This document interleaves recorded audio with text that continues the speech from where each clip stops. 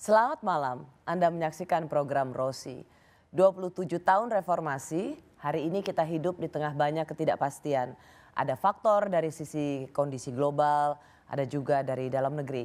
Bagaimana anak muda memandang situasi saat ini? Rosi mengundang Leonard Hartono, seorang entrepreneur and founder The Overpost. Ia aktif memberikan edukasi keuangan di platformnya. Thank you Mbak Rosi atas undangannya. Terima kasih, saya senang sekali bisa mewawancarai anak muda punya pengaruh di platform digital. Dan rasanya ini kali pertama Leon muncul di televisi ya? Iya betul, ini saya sebenarnya iri sih, ini studionya bagus banget, beda sama studio saya nih. Boleh kapan-kapan kita collab. Oh iya siap. Aku panggil Leon boleh ya? Iya Leon boleh. Leon, coba ceritakan dulu, Leon ini punya podcast namanya The Overpost. Ini udah berapa lama Leon bikin podcast? Kira-kira 2,5 tahun, jadi awal 2023, akhir 2022 itu mulai. Itu termasuk baru dong? Iya relatif baru sih, emang makanya lumayan baru di dunia perkontenan. Sebelumnya itu nggak pernah kebayang bakal jadi konten, bahkan istri saya sampai sekarang aja masih agak nggak terbiasa kalau misalnya ada orang di luar sana yang mengenal kalau misalnya kita lagi jalan-jalan gitu. Leon ini terpilih sebagai under 30 ya, majalah Forbes gitu. Itu 4 tahun lalu betul? Iya 4 tahun lalu, Ketika pas di 29, sekian. 29 tahun, sekian bulan. Iya. Nah waktu itu sudah belum aktif di social media, belum aktif di digital? Belum. Apa waktu itu yang jadi usaha Leon? Properti sih, industri properti. Jadi ada dua, satu itu untuk membangun properti, apa itu gedung perkantoran atau perumahan, dan juga satu lagi itu di property agency. Dan kemudian itu masih jalan atau masih jalan? Masih. Dan kemudian Leon itu bikin podcast di digital. Betul. Selama 2 tahun ini. Iya betul. Apa yang Leon kenapa bisa dibilang sebenarnya baru? Iya. Tapi Leon sudah juga memiliki banyak pengikut. Berbicara soal properti, bicara soal keuangan.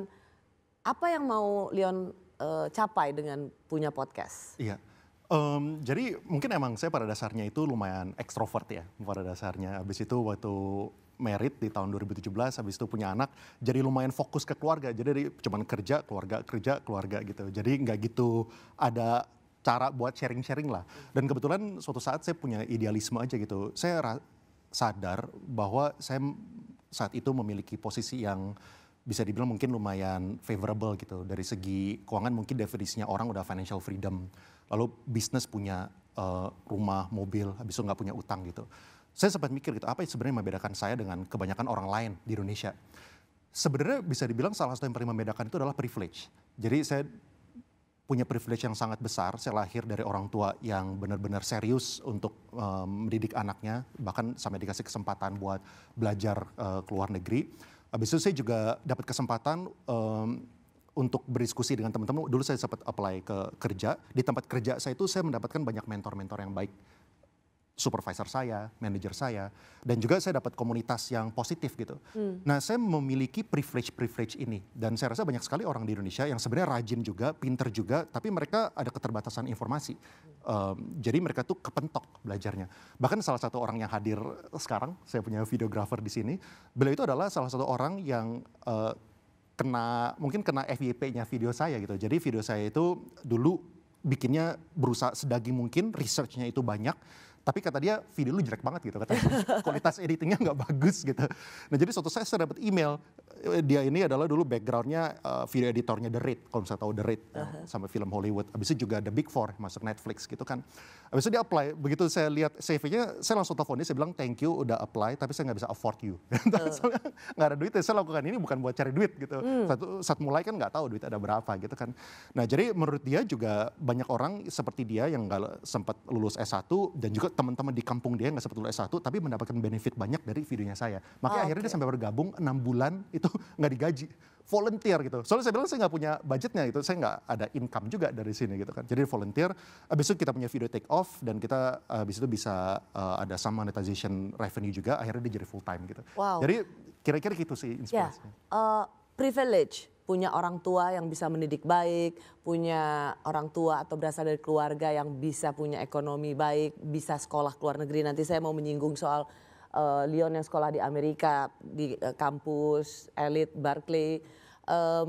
Cuman kenapa mau bikin podcast itu apa? Apakah memang seperti banyak orang menjadi YouTuber, buat konten untuk cari cuan? Nah, oke, mungkin kalau misalnya kita ngomongin untuk cari cuan ya, kalau misalnya di beberapa segmen, misalnya kita ngomongin entertainment, mungkin prinsip untuk cari cuan dari segi entertainment itu nggak masalah.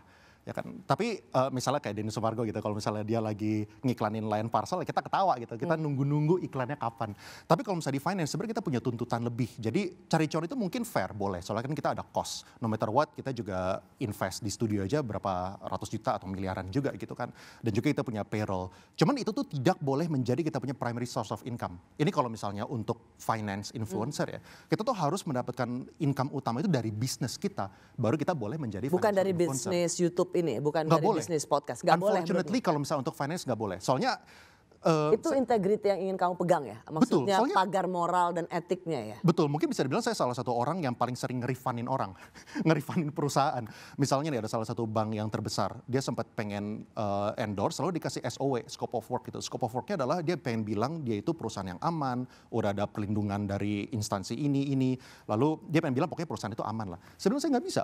Saya bilang perusahaan yang terbesar pun, yang mau warna biru, mau warna kuning itu bisa bangkrut semua. Kita lihat dari Credit Suisse, kita lihat dari manapun gitu. Nggak ada perusahaan ini yang aman gitu. Nah gimana kalau misalnya saya itu hidup dan mati dari konten?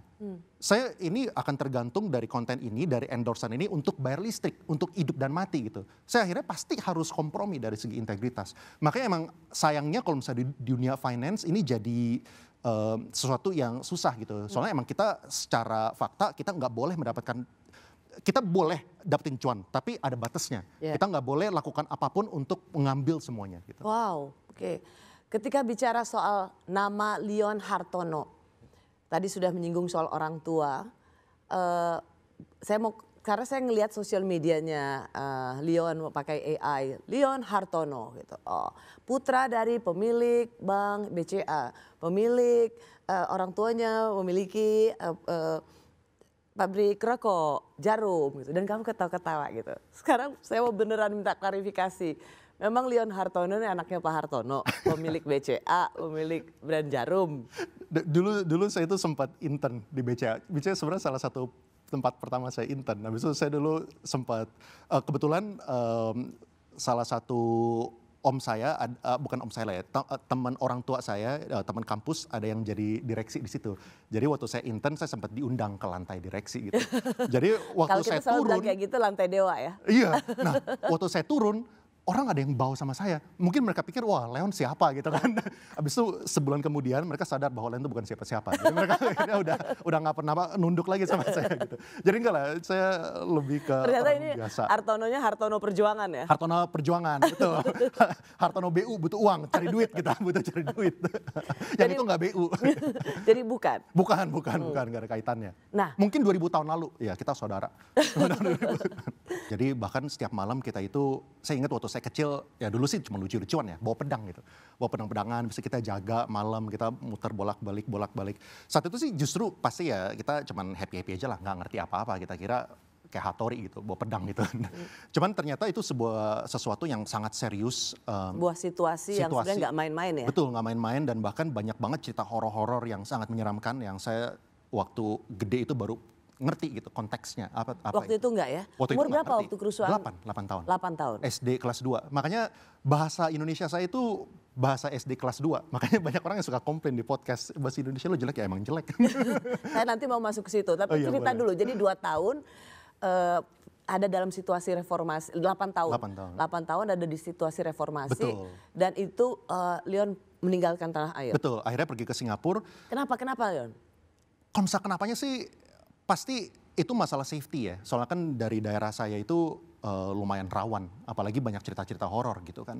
Jadi tapi kalau misalnya tanya saya waktu umur 8 ya nggak ngerti gitu kan, disuruh pergi ya pergi aja gitu.